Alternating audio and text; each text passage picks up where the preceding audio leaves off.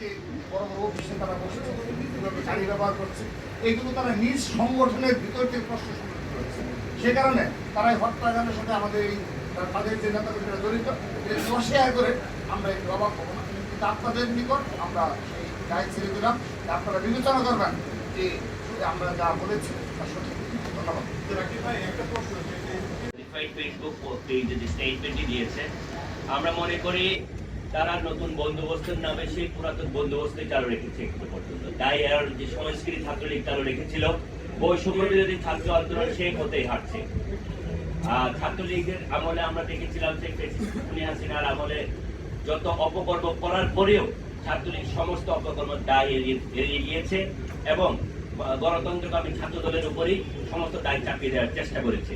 ঠিক যেহেতু বিভিন্ন ছাত্রলীগের নেতৃবৃন্দ এখনো বৈষম্য বিরোধী আন্দোলনে ছিল এবং পরবর্তীতে এনসিপিতেও আছে, ছাত্রলীগের যে রাজনীতি তারা করে এসেছিল এতদিন ধরে, সেই রাজনীতি থেকে তারা বের হতে পারেনি।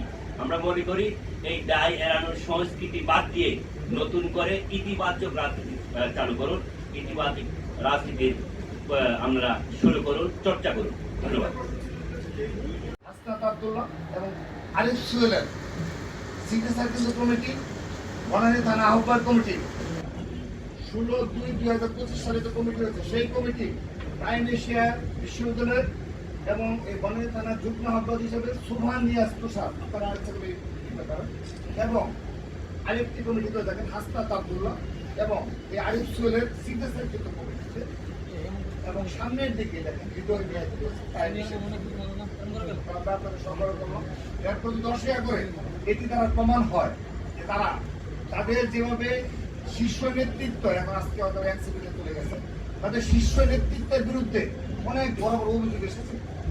একটি অভিযোগের কোনো বিচার বা দায় স্বীকার করা তারা স্বীকার করে। কিন্তু আমাদের ছাত্ররা আমরা যদি সামান্যতম অপরাধ পাই, আমরা সাথে সাথে তার বিরুদ্ধে ব্যবস্থা নেই এবং তদন্তপূর্বক কঠোর ব্যবস্থা নেই, প্রয়োজন আইনের আশ্রয় নেই। এটি আমাদের দীর্ঘদিনের ছাত্র রাষ্ট্রের প্রতি আমাদের দায় রয়েছে, ছাত্র সমাজের প্রতি আমাদের দায় রয়েছে, জুলাই আগস্টে যারা শহীদ হয়েছে তাদের প্রতি আমাদের দায় রয়েছে। সেই দায় থেকে এবং আগামী বাংলাদেশ বিনির্মাণে ছাত্রদের নতুন দ্বারা ছাত্র রাজনীতি যে রয়েছে আমাদের প্রতিজ্ঞা রয়েছে, সেজন্য আমরা এই ধরনের হুমকি দিয়ে এবং দীর্ঘক্ষণ সময় নিয়ে তারা প্রিপেয়ার করে থাকে।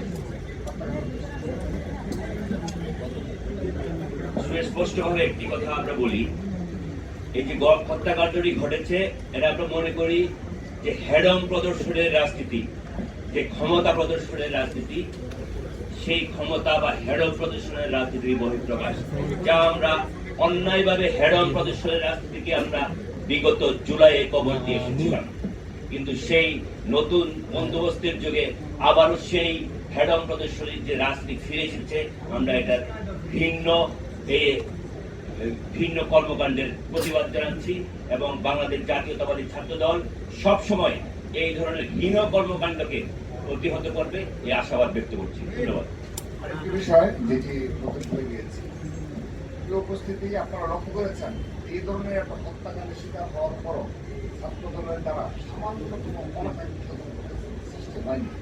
আমরা তাৎক্ষণিকভাবে নির্দেশ দিয়েছি যে বিগত 8.5 মাস এই জুলাই আগস্টের বাস্তবতায় সহনশীলতা নতুন ধারা ছাত্ররা তারই ধারাবাহিকতা গতকাল আমাদের নেতাকর্মীরা খুবই ক্রুদ্ধ এবং খুবই উত্তেজিত অবস্থায় ছিল যে এই ধরনের তাদের সহকর্মীকে কিভাবে সুনির্দিষ্ট হত্যা করা হয়েছে। কিন্তু আমরা তাদেরকে নিবৃত্ত করেছি, আমরা তাদেরকে নির্দেশ দিয়েছি একজন সাধারণ শিক্ষার্থী হোক কিন্তু অপরাধী হোক, তাকে যেন আঘাত করা যেন না হয়, আইনের আশ্রয় নিয়েছি আমরা। এটি হলো ছাত্র দলের ধৈর্য সহনশীলতা রাজনীতি। কিন্তু এই ধৈর্য সহনশীলতাকে বিগত সময় আমরা লক্ষ্য করেছি এই বাংলাদেশে গুপ্ত সংগঠন এবং এই বৈষম্যবিরোধী নামদারি কতিপয় ছাত্র নেতা যারা রয়েছে, তারা এগুলিকে আমাদের হিসাবে দেখছে, দুর্বলতা হিসাবে দেখছে। আমরা তাদের আহ্বান জানাই ছাত্র দলের এই ধৈর্য সহনশীলতা রাজনীতি তারা চর্চা করবে এবং তাদের সম্মান প্রদর্শন করবে এবং আমাদের এই ধরনের ছাত্র রাজনীতির উদাহরণ যেন তারাও সৃষ্টি করে কোনো মব জাস্টিস অনুসরণ করবে না, উদ্ধত আচরণ করবে না এবং ক্যাম্পাসগুলোতে পেছনে থেকে ষড়যন্ত্রমূলকভাবে ছাত্র রাজনীতির বিরুদ্ধে অবস্থান নেবে না এবং এগুলো কার্যকলাপের মাধ্যমে কিন্তু ছাত্রলীগ পুনর্বাসিত হচ্ছে। আজকে দেখেন আওয়ামী লীগ, যুবলীগ এই ঢাকা শহরে বিভিন্ন বাংলাদেশের বিভিন্ন জায়গায় বিস্তৃত করছে, তারা দুঃসাহস দেখাচ্ছে এবং এই হত্যাকাণ্ডের সাথে যারা জড়িত আমরা অবাক হবো না যে দেখা যায় অতীতে ছাত্রলীগের সম্পর্ক রয়েছে কিনা। কারণ দেখা যাচ্ছে বৈষম্যবিরোধী ছাত্র আন্দোলন আমরা সমস্যা স্পষ্ট করেছি, এই বৈষম্যবিরোধী ছাত্র আন্দোলনের ব্যানারে সারা দেশে ছাত্রলীগকে পুনর্বাসন করা হয়েছে। এই কারণে তাদের কোনো নিয়ন্ত্রণ নেই, চেন অফ কমান্ড নেই। আমরা যেভাবে আমাদের সভাপতি হারানোর পরও আমাদের সম্পর্কে নিয়ন্ত্রণ করেছি, তাদেরকে দেখা যায় তারা সোশ্যাল মিডিয়া একটি স্ট্যাটাসকে কেন্দ্র করে তারা মব সেজন্য